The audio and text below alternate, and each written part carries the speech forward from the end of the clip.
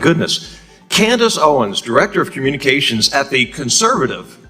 Nobody else is described as progressive or liberal, but you are described as a conservative advocacy group, Turning Point USA, and a conservative commentator and political activist known for her criticism of Black Lives Matter and the Democrat Party. I think you've caused my friends on the left to go to their safe spaces, and I'd love to explore with you a little bit of the reason for that. Do you consider yourself a conservative? I am a conservative, yes. Okay. Are you pro-life? I am pro-life. Okay. Does that trigger people when you see them, that they know that you're pro-life? It makes them very upset, and Democrats hate me. All right, let's stop the tape right there because we need to address the absolute insanity happening in that room. You just watched Candace Owens walk straight into a lion's den of liberal elites who are actually trying to argue that showing an ID to vote, something we do for literally every other basic function of adult life, is somehow racism. Think about the sheer condescension coming from Ilhan Omar and the rest of the Democrats. They are sitting there with a straight face, claiming that black and brown Americans are somehow incapable of navigating a trip to the DMV for a piece of plastic. It's not just a weak argument, it's an insult. Let's call this what it is. The only reason you fight to keep the ballot box anonymous is if you want the system wide open for exploitation. They scream voter suppression to hide the truth. They want a nameless, faceless pool of voters, including illegal immigrants, to pad their numbers because their actual policies are failing American citizens. Candace Owens is about to dismantle this entire racist narrative brick by brick, and you do not want to miss it. Let's get back into it. Do you own a gun? Pardon? Do you own a gun? No, sir. When next time you come to Colorado, we'll take you shooting. Are you a Christian? Yes, I am. Are you proud of your family? I'm very proud of my family. Okay. Let me ask you something. Do you hate Americans with black skin color? Absolutely not. I actually love Americans with black skin color so much that I'm willing to fall on the sword 1,000 times for them to wake up and realize that we are being lied to, abused, and used by the How Democrats. about Americans with white skin color? Do you hate them? I do not, and that's a problem for people on the left. Do you hate Hispanics? I do not. Do you hate Asians? I do not. Do you hate lesbians or gays or anybody from the LGBTQ community? Nope, I've got all of that in my family.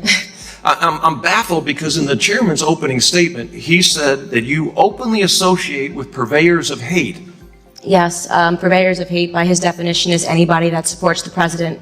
I support the president because he's done a tremendous job in helping the black community, despite all of the rhetoric from the media and leftists, which do not want him to be successful. Tell me a little bit about how the president has helped the black community, if you would, please. Well, he's lowered the black unemployment rate. It's the lowest it's ever been in the history. He's getting us off of our feet. We see, I believe the last number I checked was 3.5 million people are off of food stamps, something that the Black Caucus sat down and didn't applaud. Neither did any of the Democrats applaud, because they want a system where blacks are dependent on the government. They are the people that put in place the policies that broke down the black family, and the biggest problem that's facing our community is father absence. In every room that I've been in with the president, he talks about real issues, and he doesn't pander to us. He doesn't do Alexandria Ocasio-Cortez's southern drawl accent and speaking to us like we're slaves. He asks us important questions, and the most important question he could have asked was, Black America, what do you have to lose? Because we were already losing under Democrat leadership. Do you believe that you openly associate with purveyors of hate? I absolutely do not. I have no tolerance for hate whatsoever. Do you believe that college campuses should be open discussions, or there should be open discussions on college campuses for various issues? I absolutely do. You know, I do a campus tour. Tonight I'm flying up to University of Connecticut to continue that, and we are being met with aggressive leftist groups. 3 Antifa chapters have declared they're going to try to shut it down, and we face this violence every day on the left, and nobody ever wants to talk about it. And I guess what I was going to ask you, you went on to explain it before I got a chance to, but have you ever been disinvited from speech opportunities at college campuses because of your conservative views? All the time. Is that a form of hatred, do you think? Of course it is, and we're not talking enough about political hatred in this country. We're not talking enough about conservative activists being attacked like myself. We had a student whose dorm was set on fire for being a member of the Turning Point chapter, and all we preach is for free markets and capitalism as a means to lift the most people out of poverty. That is my belief, and of course, my main thesis is that black people do not have to be Democrats, and we are not owned by the left, and I understand that causes some people trouble. So, as a conservative, you've attended many conservative events and visited with many conservatives. And I am not denying for a moment that there are white supremacists and we should condemn white supremacists, that there are Nazis and we should condemn Nazis, that there are hateful groups all across the political spectrum and we should condemn those. But in your interactions with conservatives, have you seen hateful speech, bigotry, race among the conservatives that you've associated with?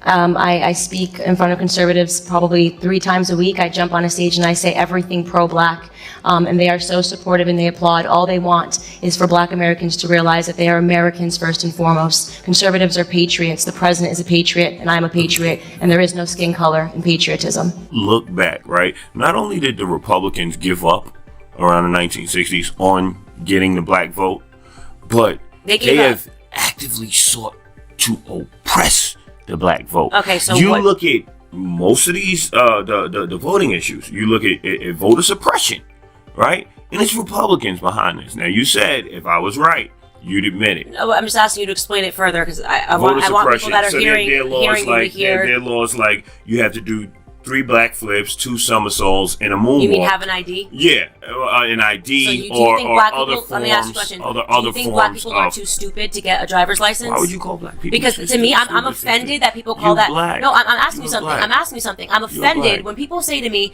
that oppresses us. I'm like, I don't know a single black person that doesn't have ID. You can't drive. You can't buy a pack of cigarettes. You can't buy alcohol. Don't think we're so stupid that we can't figure out how to get ID. It's insulting to call that voter suppression. Okay. It's insulting. What about the closing and? Do you know a single black person that doesn't have ID? Yeah, I do. I actually do. Really? What about because I don't know when a single black you person that have go ID. to get ID, you need 3 other. How are they living without ID? You can't go to school. You need 3, 4 other. You can go to school. You get a school ID. Okay. Right, but they won't take that at the polls. So you're saying they won't black take people that at the polls. at 18 years old Yes. that cannot figure out how to get an ID. No, it's not. That's insulting. See, the That's thing insulting is, to our no. community. What you don't understand is you need social security numbers. You need bank statement. You might need something mailed to your house. Bills. Like these kids aren't receiving bills. You need certain forms of information. Social security number. Yeah. Several different pieces of information that a lot of people just don't have. And if okay, black people can't figure out how to get ID, we have a way bigger problem. Racism is being so overused that society is becoming desensitized to it, and we actually can't even recognize it when it actually exists. We think everything is racist. The Washington Post did an analysis of how many people were killed by the police in the recent years, 1,000 of them. 500 of them were white, 250 were black. There were more unarmed white men killed by the police than unarmed black men. I do not remember when I was growing up having all of these race issues, okay? I really don't remember it. And then suddenly towards the end of Obama, we started hearing all of this rhetoric drummed up. It became white versus black all over again. And I say all over again, I shouldn't even say that because when I was alive, this was not an issue. One of the things I was really interested in is just the detrimental effects of these sorts of lies, where people don't realize that the people that it negatively impacts the most is always the community that they're trying to help, right? So you create this entire narrative, and what happens? Black people start raising up. We start burning down our own neighborhoods. You have black police officers that are negatively impacted by it because they're even being called Uncle Toms and Coons just because they're pulling someone over. I touched upon the illiteracy rates. 75% of black boys in California not being able to read is a problem in black America. White nationalism, when black on black crime, 90.1% of all homicides against black Americans are performed by other black Americans. There were about 16 unarmed black men killed last year by the police, and you can probably name the unarmed black men that have been killed in recent years, whether it's Eric Gardner or Freddie Gray. I said there were more unarmed white men killed by the police than unarmed black men. Name one. Room was silent for almost 20 seconds. Can you insult a black person? Can you insult a black person without being a racist? That's just a question I think the minute that he went with lazy, he was using... Why are you saying black people are lazy? No, but that's why does the common word racist lazy trope. make you think That is a about... common racist No, it is trope. not. I've never been called lazy my entire life. did So he the call her question is, lazy? why does the word Why did he lazy call her make... lazy? No, I'm asking you a question. I asked you a question. You said that lazy makes you think of black people. That's what you're saying. That is a common racist trope. So that's within you, not That is within a him. common That is racist not a trope. common racist trope towards And black it's people. When you talk to cops, Candace, they will tell you they are more hesitant to pull the trigger on a black suspect than a white suspect. And this has been documented. There's an economist named Roland Fryer. He's at Harvard. And he did a study on whether or not the police were using deadly force against black people disproportionately. And he assumed he was going to find out that they were. He was shocked. Wow. He found out the police were more hesitant to pull the trigger on a black person than on a white person. To CNN, to the New York Times, to MSNBC and their anchors, To every single one of you race hustlers who have extorted black pain to line your own pockets, who have blindfolded the black youth against seeing the opportunities that lay beneath their feet here in America, I say this to you. There will be... Wow. Can we just appreciate the absolute precision of that takedown? Candace Owens hit the nail on the head. This is the soft bigotry of low expectations in its purest form. Look at the logic the Democrats are selling you. They're essentially saying, you aren't smart or capable enough to get an ID, so we're going to protect you by making our democracy completely insecure. It's a total scam. Consider the list. You need an ID to open a bank account, buy a beer, or drive a car. Heck, you even need an ID to enter the very building where Ilhan Omar works. So why is voting the one sacred thing where identification suddenly becomes racist? It's not about civil rights, it's about raw power. By fighting voter ID, they are protecting a loophole where someone could cross the border on Monday and influence an election by Tuesday. It's an affront to every legal citizen of every race who actually plays by the rules. And did you notice how fast they sprinted to the Jim Crow era? Candace Owens shut that down instantly. Comparing a common-sense security measure to the horrors of the segregated South isn't just a reach. It's a desperate attempt to keep minority voters living in fear of a boogeyman that doesn't exist. They want you to think the polling station is a crime scene, so you'll keep voting for the people claiming to be your saviors. Bottom line, if you need an ID for a Costco membership, you should definitely need one to decide the leader of the free world. The fact that the left is fighting this so hard tells you everything you need to know about their real agenda. They aren't afraid of racism. They're afraid of a fair election where only legal American citizens have a voice. What do you guys think?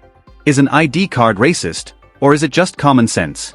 Drop a comment below. I have a feeling I know exactly where you stand on this one.